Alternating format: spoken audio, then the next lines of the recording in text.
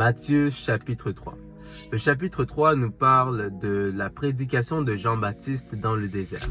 Et ce chapitre est assez intéressant parce qu'il y a beaucoup de choses, beaucoup d'éléments assez intrigants dès qu'on commence même le chapitre. La Bible nous dit que Jean-Baptiste prêchait dans le désert. Et lorsqu'on regarde cela, on peut se poser la question, pourquoi est-ce qu'il prêchait dans le désert? Mais encore là, il faut comprendre la signification spirituelle du désert. Le désert, c'est un lieu d'épreuve, un lieu de souffrance, de connaissance, d'apprentissage, de révélation. C'est-à-dire qu'à chaque fois que tu passes par un désert dans ta vie, Dieu est en train de t'apprendre quelque chose. C'est comme ça qu'on va constater qu'il arrive des moments où nous tournons en rond dans le désert. Pourquoi? Parce que lorsque tu rentres dans le désert, tu n'en sors pas tant et aussi longtemps que tu n'as pas compris la raison pour laquelle tu étais à l'intérieur. Voilà pourquoi il peut arriver des moments où tu auras l'impression que tu tournes en rond dans une même période. Tu tournes en rond en traversant la même situation. C'est parce que Dieu est en train d'essayer de t'apprendre quelque chose, mais tant et aussi longtemps que tu n'as pas compris ce que Dieu essaye de t'apprendre, tu vas rester dans le désert. Et lorsqu'on parle de Jean-Baptiste, on parle de lui comme étant quelqu'un qui s'habillait avec des peaux d'animaux, qui se nourrissait de sauterelles.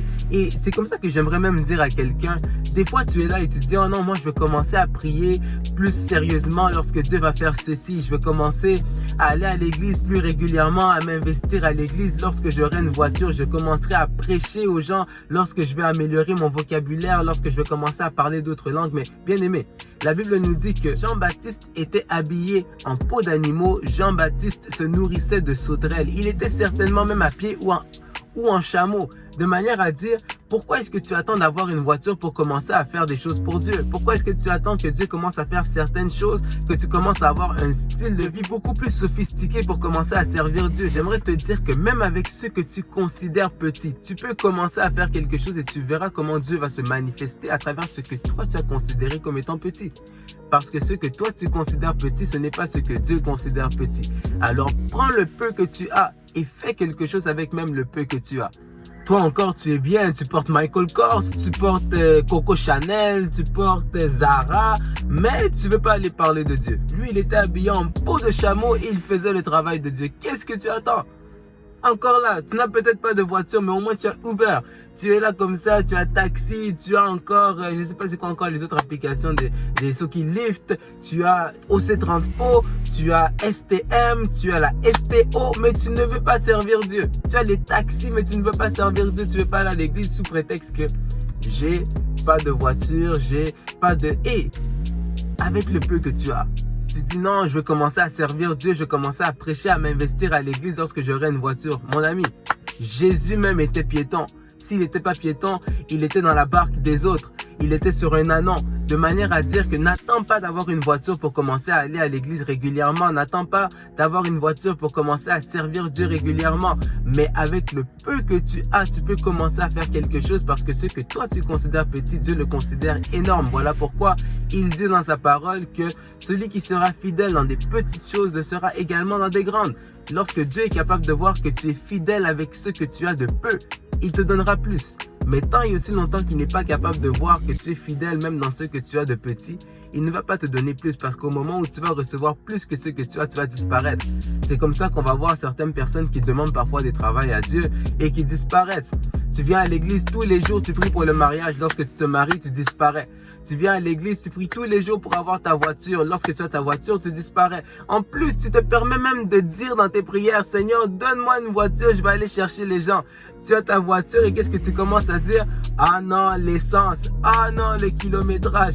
Tu viens tous les jours à l'église. Tu pries pour avoir ce travail. Tu dis, oh non, Seigneur, si tu me donnes ce travail, je vais te donner la dîme. Je vais donner la dîme, je vais devenir partenaire. Je vais commencer à investir. Je vais commencer à contribuer, à faire ma part même dans des organismes. Je vais commencer à donner l'offrande de manière régulière. Je vais commencer à...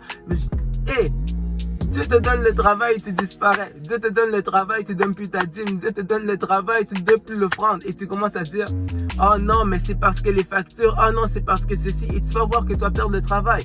Pourquoi? Parce qu'il y a des moments où Dieu se dit, mieux vaut que je t'enlève ce que toi tu considères de précieux pour te garder auprès de moi.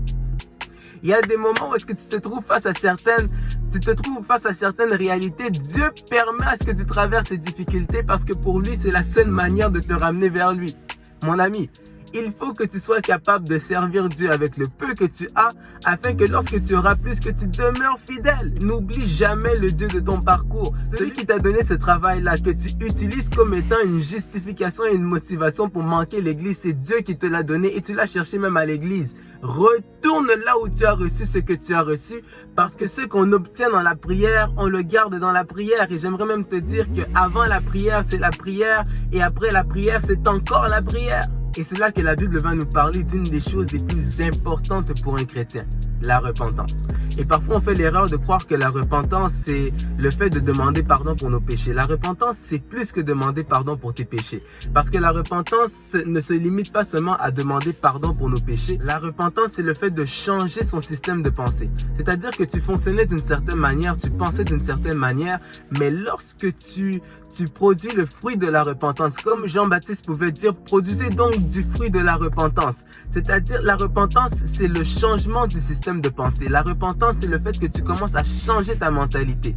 Voilà pourquoi on dit dans ce chapitre, repentez-vous car le royaume des cieux est proche. Même Jésus, dans le chapitre suivant, va dire, repentez-vous car le royaume des cieux est proche, de manière à dire que lorsque tu veux pouvoir entrer dans le royaume de Dieu, la première des choses à faire, c'est la repentance. C'est le changement du système de pensée.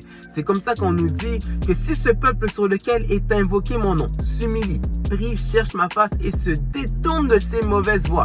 Lorsqu'on parle du fait de se détourner de ses mauvaises voies, c'est là qu'on parle du changement du système de pensée et donc de la repentance. Ainsi, ce que Dieu essaie de dire à quelqu'un, c'est que pour pouvoir avoir accès à la vie éternelle, tu dois être capable de laisser la mentalité du monde pour te concentrer sur la mentalité de Dieu. Tu dois laisser la mentalité charnelle pour entrer dans la mentalité et dans la pensée spirituelle. C'est ce qui te permettra de pouvoir hériter du royaume des cieux. Lorsque tu as la mentalité du royaume, tu ne penses plus comme les hommes, tu penses comme Dieu. Tu ne vois plus les choses comme les gens, tu vois comme Jésus. Tu ne penses plus, tu ne regardes plus les gens comme tu ne regardes plus les gens comme des humains, mais tu regardes les gens comme Jésus le fait.